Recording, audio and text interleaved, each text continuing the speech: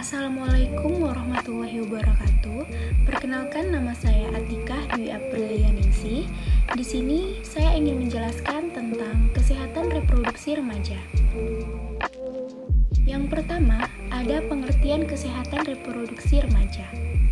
Menurut WHO, kesehatan reproduksi adalah suatu keadaan fisik, mental, dan sosial yang utuh, bukan hanya bebas dari penyakit atau kecacatan dalam segala aspek yang berhubungan dengan sistem reproduksi, fungsi, serta prosesnya. Atau suatu keadaan di mana manusia dapat menikmati kehidupan seksualnya, serta mampu menjalankan fungsi dan proses reproduksinya secara sehat dan aman. Kemudian ada pengertian remaja. Remaja merupakan masa peralihan dari masa kanak-kanak ke masa dewasa. Batasan usia remaja berbeda-beda sesuai dengan sosial budaya setempat. Pada umumnya, batasan usia remaja adalah 12-24 tahun. Kemudian ada faktor berdampak buruk bagi kesehatan reproduksi. Yang pertama, faktor sosial, ekonomi, dan demografi. Faktor ini berdampak pada kemiskinan, tingkat pendidikan yang rendah, dan ketidaktahuan tentang perkembangan seksual dan proses reproduksi, serta lokasi tempat tinggal yang terpencil. Kemudian yang kedua ada faktor budaya dan lingkungan. Faktor ini berdampak pada praktek tradisional yang akan berdampak buruk pada kesehatan reproduksi, kepercayaan banyak anak banyak rezeki, informasi tentang fungsi reproduksi yang membingungkan anak dan remaja karena saling berlawanan satu dengan yang lain. Kemudian yang ketiga ada faktor psikologis. Faktor ini berdampak pada keretakan orang tua pada remaja, depresi karena ketidakseimbangan hormonal, rasa tidak berharga wanita pada pria yang membeli kebebasannya secara materi. Kemudian yang keempat ada faktor biologis. Faktor ini berdampak pada cacat sejak lahir, cacat pada saluran reproduksi pasca penyakit menular seksual, dan lain sebagainya. Kemudian ada 6 pengetahuan dasar yang perlu diketahui oleh remaja. Yang pertama ada pengenalan mengenai sistem, proses, dan fungsi alat reproduksi.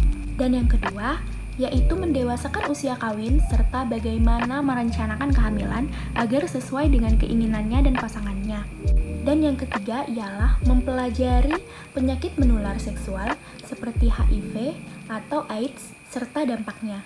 Kemudian yang keempat ialah mengetahui bahaya narkoba dan miras pada kesehatan reproduksi serta pengaruh sosial dan media terhadap perilaku seksual. Kemudian yang kelima ialah mengetahui apa itu kekerasan seksual dan bagaimana menghindarinya. Dan yang terakhir ialah mengembangkan kemampuan berkomunikasi termasuk memperkuat kepercayaan diri agar mampu menangkal hal-hal yang bersifat negatif dan hak-hak reproduksinya. Kemudian yang selanjutnya ada determinan perkembangan remaja. Ada 2 tekanan pokok yang berhubungan dengan kehidupan remaja. Yang pertama ada internal pressure dan external pressure. Internal pressure merupakan tekanan dari dalam diri remaja, seperti tekanan psikologis dan emosional. Sedangkan external pressure merupakan tekanan yang berasal dari luar, seperti teman sebaya, orang tua, guru, dan masyarakat merupakan sumber dari external pressure. Kemudian ada strategi meningkatkan kesehatan anak remaja. Yang pertama ada pendidikan seks. Pendidikan seks ini berfokus pada upaya remaja untuk mengatakan tidak pada orang yang ingin mengajak untuk melakukan sesuatu kegiatan negatif atau menyimpang. Kemudian yang kedua ialah melakukan program promosi kesehatan remaja. Ada banyak sekali manfaat pada saat kita melakukan program promosi kesehatan remaja. Yang pertama ialah meningkatkan penerimaan pengetahuan dan keterampilan untuk perawatan diri yang kompeten dan menginformasikan pembuatan keputusan tentang kesehatan. Dan yang kedua ialah memberikan penguatan positif terhadap perilaku sehat. Yang ketiga, pengaruh struktur lingkungan dan sosial untuk mendukung perilaku peningkatan kesehatan. Dan yang keempat, ialah memfasilitasi pertumbuhan dan aktualisasi diri. Dan yang terakhir, ialah menyadarkan remaja terhadap aspek lingkungan dan budaya barat yang merusak kesehatan dan kesejahteraan.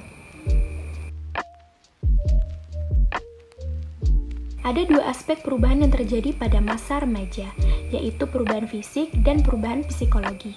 Yang pertama ialah perubahan fisik.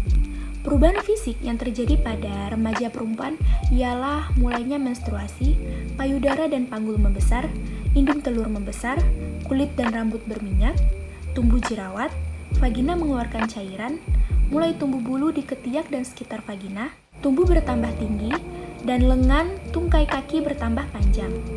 Kemudian, perubahan yang terjadi pada remaja lelaki ialah terjadinya perubahan suara menjadi besar dan berat, tumbuh bulu di sekitar ketiak dan alat kelamin, tumbuh kumis, mengalami mimpi basah, tumbuh jakun, pundak dan dada bertambah besar dan bidang, penis dan buah jakar membesar, tumbuh bertambah berat dan tinggi, keringat bertambah banyak, kulit dan rambut mulai berminyak, lengan dan tungkai kaki bertambah besar, tulang-tulang wajah mulai memanjang dan membesar sehingga tidak terlihat seperti anak kecil lagi.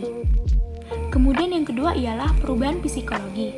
Perubahan psikologi ini terjadi pada remaja perempuan maupun remaja laki-laki, yaitu dengan perubahan emosi, pikiran, perasaan, lingkungan pergaulan, dan tanggung jawab.